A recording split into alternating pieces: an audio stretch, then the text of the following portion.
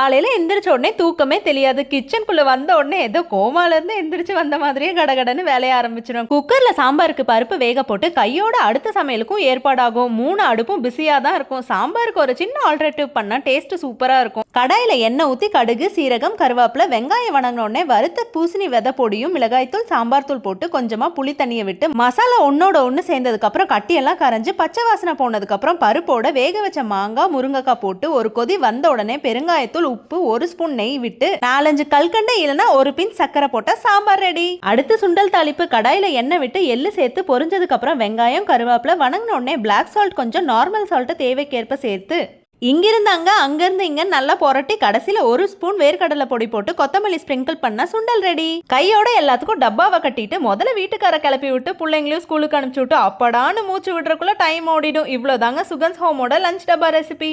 Long video போட்டிருக்கேன், தேவைப்படுறவங்க check பண்ணிக்கோங்க.